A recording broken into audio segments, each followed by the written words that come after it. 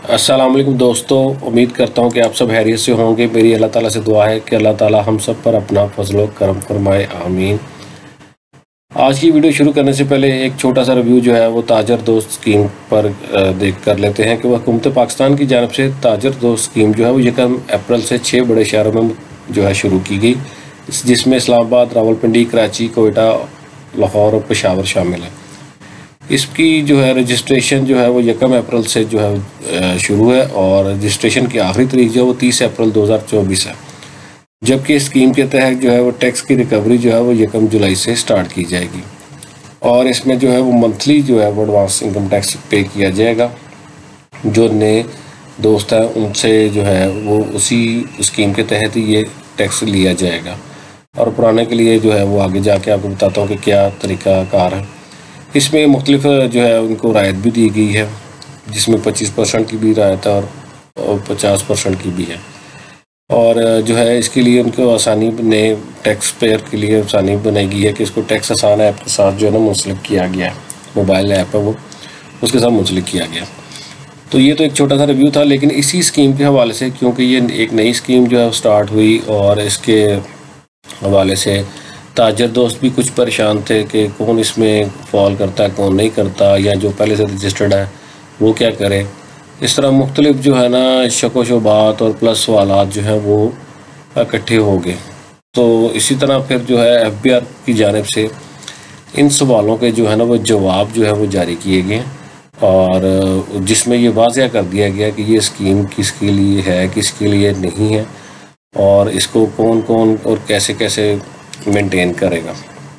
तो चलते हैं अब अपनी वीडियो की तरफ। इससे पहले एक दफ़ा रिव्यू कर लेते हैं कि हमने आज की वीडियो जो देखनी है इसमें कौन से सवाल के जवाब जो है वो हमारे पास हैं। तो सबसे पहला सवाल ये जहन में आता है, ताजर दोस्त स्कीम किसके लिए है। तो इसलिए आज की वीडियो जो है ना वो बहुत अहम है और इससे आपके जो भी भाई मेरे ताजर बरादरी से ताल्लुक़ रखते हैं, इस वीडियो को देख रहे हैं या कोई मेरे प्रैक्टिशनर भाई देख रहे हैं, तो इसमें समझ लें कि वो सारे सवालों के जवाब क्लियर हो जाएंगे कि कौन कौन इसमें फॉल करता है। और वो सवालात कौन से हैं? वो सवालात हैं जनाब, नंबर 1 जो है वो है ताजर दोस्त स्कीम किसके लिए है। नंबर 2 पे है जी ताजर दोस्त स्कीम किसके लिए नहीं है। नंबर 3, क्या इनकम टैक्स में पहले से रजिस्टर्ड दुकानदार को ताजर दोस्त स्कीम 2024 में अपने आप को रजिस्टर्ड करवाना होगा। फिर सवाल नंबर 4 है जी, मैं पहले से एक दुकानदार की हैसियत से इनकम टैक्स में रजिस्टर्ड हूँ और अपना मुआवजा टैक्स अदा करके इनकम टैक्स रिटर्न भी जमा करवाता हूँ, तो क्या मुझे भी इस नई ताजर दोस्त स्कीम में रजिस्ट्रेशन करवाना होगी। फिर 5 नंबर सवाल है जी, अगर मैं अपने आप को नई ताजर दोस्त स्कीम में रजिस्ट्रेशन करवा लूँ तो पहले से इनकम टैक्स रजिस्ट्रेशन कैंसिल तस्वर होगी और क्या मुझे रिटर्न नहीं जमा करवानी होगी।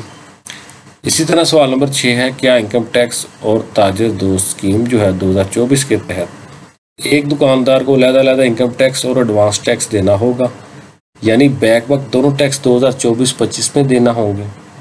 फिर सवाल नंबर 7 है जी, क्या ये स्कीम टायर 1 रिटेलर्स के लिए भी है। फिर सवाल नंबर 8 है जी, क्या को सेल टैक्स में भी रजिस्टर्ड होना होगा। सवाल नंबर 9, क्या ताजरों को POSB में भी रजिस्ट्रेशन करवाना होगी। और जो है सवाल नंबर 10, मैं एक शॉपिंग मॉल में कियोस्क लगाता हूँ, क्या मैं भी ताजर दोस्त स्कीम में रजिस्ट्रेशन का अहल हूँ। सवाल नंबर 11 और आखिरी सवाल जो है जी वो है, क्या बिजली के बिल के साथ अदा किया गया टैक्स जो है वो एडजस्ट किया जा सकता है कि नहीं। तो इन सब सवालों के जवाब जो हैं वो आज की वीडियो में हैं, तो इसलिए आज की वीडियो को बगैर स्किप किए देखिएगा ताकि आपको इन सब सवालों के जवाब मिल जाएँ और पता चल जाए कि इन सब के जवाब जो हैं वो डिपार्टमेंट की तरफ से दिए गए, अथॉरिटी की तरफ से दिए गए हैं। FBR ने खुद ये बात वाज़ह की है कि ये सवाल जो है इनके जवाब ये हैं। तो इसलिए चलते हैं जब जवाबात की तरफ। पहला सवाल था, क्या ताजर दोस्त स्कीम जो है वो किसके लिए है। उसका जवाब था तमाम होलसेलर्स, रिटेलर्स, डीलर्स, मसलन general stores, medical stores, furniture और तज़ीन और आइश की दुकानें और तमाम दुकानें इस स्कीम में शामिल हैं, यानी कि किसी भी कैटेगरी की वो दुकान है, बिज़नेस हो रहा है, तो वो इस जो है ताजर दोस्त स्कीम में रजिस्ट्रेशन करवा सकते हैं या इसके अंडर वो जो है पहले पे आते हैं अगर वो पहले से रजिस्टर्ड है। तो फिर सवाल नंबर 2 है ताजर 2 स्कीम किसके लिए नहीं है। इसका जवाब है ये स्कीम तमाम ताजर अफराद के लिए है जिनका सवाल नंबर 1 में जिक्र किया गया, यानी कि सवाल नंबर 1 के जवाब में जिक्र किया गया। मास वाई इन कैटेगरी के, वो कौन सी कैटेगरी है? एक है जी कंपनी, दूसरे नंबर पर नेशनल और इंटरनेशनल चेन स्टोर्स जो एक से ज़्यादा शहर में वाक़ हों। यानी कि ये समझ लगी कि सिर्फ कंपनी और जो है नेशनल और इंटरनेशनल चेन स्टोर जो हैं वो इस काम से मुस्तस्ना है, वो इस स्कीम में फॉल नहीं करते, बाकी जितने अफराद हैं वो इस स्कीम में फॉल करते हैं। सवाल नंबर 3 है जी क्या इनकम टैक्स में पहले से रजिस्टर्ड दुकानदार को ताजर 2 स्कीम 2024 में भी अपने आप को रजिस्टर्ड करवाना होगा? तो इसका जवाब है जी अगर आप पहले से रजिस्टर्ड हैं तो दोबारा रजिस्ट्रेशन की ज़रूरत नहीं, आप स्कीम में रजिस्टर्ड शुमार किए जाएंगे। अलबत्ता 1 जुलाई 2024 से माहाना एडवांस इनकम टैक्स इसी ताजर 2 स्कीम के तहत जमा करवाना होगा। यानी कि आपको कोई भी फॉर्म अपडेट करने की ज़रूरत नहीं है। अगर आप पहले से रजिस्टर्ड ही तस्वर होंगे, आपको कोई फॉर्म 181 जो है अपडेट करने की ज़रूरत नहीं है। इससे पहले हदशात थे, शायद पुराने वालों को जो है वो फॉर्म 181 अपडेट करवाना पड़ेगा, तो वो कोई ऐसा सीन नहीं है जी। फिलहाल आपने जो है रजिस्टर्ड ही तस्वर होंगे, लेकिन जो आपका एडवांस टैक्स है वो 1 जुलाई से जो है ना माहाना एडवांस इनकम टैक्स उसी स्कीम के तहत आपसे लिया जाएगा। और उसका फर्दर आगे क्या क्राइटेरिया होता है वो आपका जो है आगे चल के एक सवाल में उसका भी जवाब आपको मिल जाएगा। फिर सवाल नंबर 4 है जी मैं पहले से एक दुकानदार की हैसियत से इनकम टैक्स में रजिस्टर्ड हूँ और मैं अपना मुजवजा टैक्स अदा करके इनकम टैक्स रिटर्न भी जमा करवाता हूँ, तो क्या मुझे भी अब इस नई ताजर दोस्त स्कीम में रजिस्ट्रेशन करवाना होगी?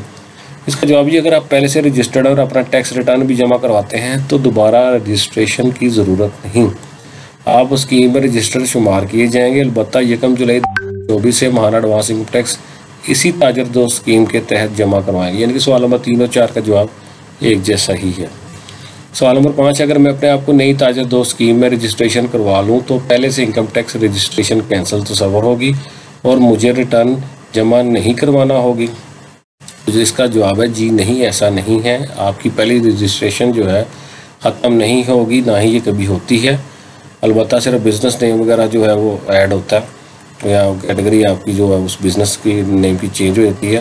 ताजर 2 स्कीम तमाम ताजरों के लिए है। अगर कोई ताजर पहले से रजिस्टर्ड है और अपना गोशवारा रिटर्न भी जमा करवाता है तो दोबारा रजिस्ट्रेशन की ज़रूरत नहीं, आप स्कीम में रजिस्टर्ड शुमार किए जाएंगे। अलबत्ता 1 जुलाई 2024 से माहाना एडवांस इनकम टैक्स इसी ताजर 2 स्कीम के तहत वही फिर पुराना बात आ गई और रिटर्न आपकी मामूल के मुताबिक जमा होगी जैसे पहले जमा करवाते हैं। ये तकरीबन बस सवाल ही थोड़ा सा कह लो कि चेंज हुआ और इसका जवाब ऐसे ही उन्होंने इतना लंबा दे दिया। सिंपल सी इसकी बात थी कि जनाब जो है ना कैंसिल नहीं होगी और आपको रिटर्न जमा करवानी पड़ेगी। खैर उन्होंने एक बड़ा वाज़ेह एक जवाब दिया ताकि जो है ना बआसानी जो है ना सबको समझ लग सके। फिर जी सवाल नंबर 6 है क्या इनकम टैक्स और ताजर 2 स्कीम 2024 के तहत एक दुकानदार को अलग-अलग इनकम टैक्स और एडवांस टैक्स देना होगा, यानी बैक वक्त दोनों टैक्स 2024-25 में देना होंगे? तो जवाब है ताजर 2 स्कीम में टैक्स जमा कराने का तरीकाकार दिया गया है। दुकानदार या ताजर को इस स्कीम के तहत माहाना एडवांस टैक्स देना होगा, यानी कि आपको जो है ना एडवांस टैक्स महीना मंथली बेस पे देना ही देना। वो जो है वो उनका कोई नहीं है, वो मिनिमम 1200, बाकी क्राइटेरिया जो है उनका उसके मुताबिक चलेगा।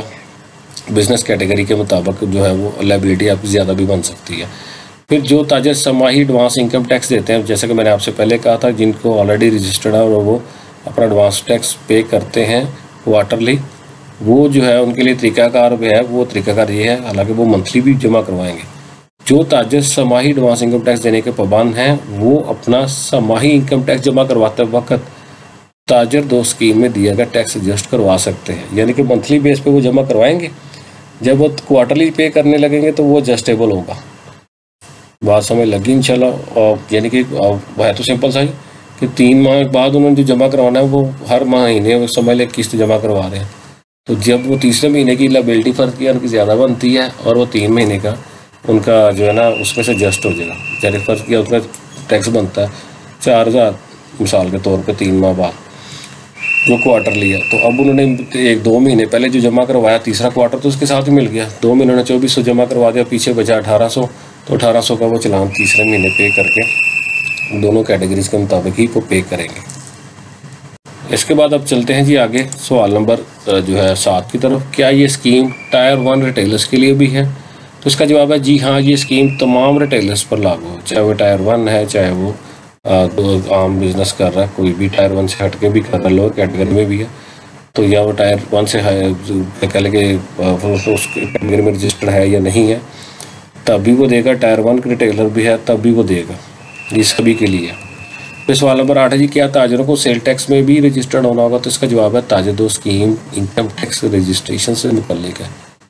बड़ा एक क्लियर उन्होंने जवाब दिया है कि एफबीआई की जानब से एक बड़ा क्लियर जो जवाब दिया गया कि ताजर दो स्कीम जो वो इनकम टैक्स के लिहाज से है, इसमें वो जो वसूली कर रहे हैं वो इनकम टैक्स की कर रहे हैं, एडवांस इनकम टैक्स की, और जो है इस स्कीम का सेल टैक्स से ताल्लुक़ नहीं है।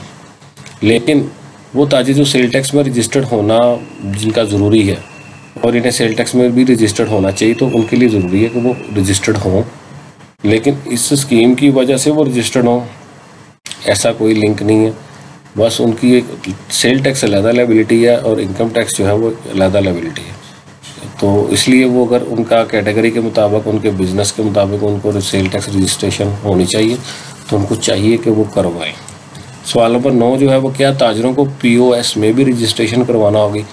तो इसका जवाब है जी, ताजर दो स्कीम में शामिल होने के लिए POS की रजिस्ट्रेशन लाजमी नहीं, अलबत्ता टायर 1 रिटेलर्स की POS में रजिस्ट्रेशन लाजमी है। यानी कि ताजर दो स्कीम में शामिल होने के लिए जो ना POS लगवाना लाजिम नहीं है, लेकिन जो टायर 1 के रिटेलर है ना उनके लिए वो POS लगाना लाजमी है। POS जो यानी कि पॉइंट ऑफ सेल है, काफ़ी दोस्तों को तो पता ही होगा, लेकिन फिर भी इसको क्लियर करते चलो कि POS से मुराद जो है पॉइंट ऑफ सेल है, डिजिटल इनवॉइस ऑफ सेल जो आजकल हमारी चल रही है, तो उसका है। तो इसमें उन्होंने कहा है जी ये POS इसके लिए ताजर दो स्कीम के लिए ज़रूरी नहीं है, लेकिन टायर 1 की कैटेगरी में जो फॉल करते हैं वो ज़रूर इसको ना POS में रजिस्ट्रेशन करवाएं। सवाल नंबर 10 है जी, मैं एक शॉपिंग मॉल में कियोस्क लगाता हूं, क्या मैं भी ताजर दो स्कीम में रजिस्ट्रेशन का अहल हूं?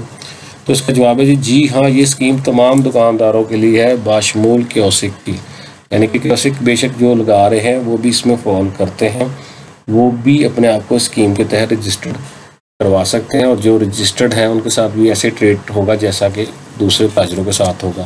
फिर सवाल नंबर 11 और आखिरी सवाल, इसका जवाब भी देख लेते हैं, क्या बिजली के बिल के साथ अदा किया गया टैक्स एडजस्ट किया जा सकता है? तो इसका जवाब है जी हाँ, माहाना बिजली के बिलों पर अदा किया गया इनकम टैक्स ताजर दो स्कीम में अदायगी के वक्त एडजस्ट किया जा सकता है। यानी कि जब आप मंथली इसको जब आप पे करते हैं और बिलों पे जो आपका इनकम टैक्स लग के आता है, आप इसको मंथली कर सकते हैं, मंथली एडजस्ट कर लें या एनुअल जाके आप एनुअल के एंड कह लें रिटर्न में कर लें, वो तब भी वो आपका एडजस्टेबल उतना ही है। तो उम्मीद करता हूँ जी आज की जो वीडियो के क्वेश्चन है वो आप सबके उम्मीद है कि क्लियर हो गए होंगे। और इसी तरह अगर आपको आज की मेरी वीडियो अच्छी लगी हो तो मेरे चैनल को लाइक करें, सब्सक्राइब करें और वीडियो को शेयर करें। इंशाल्लाह जल्द मिलते हैं किसी अगली वीडियो में। अल्लाह हाफिज़।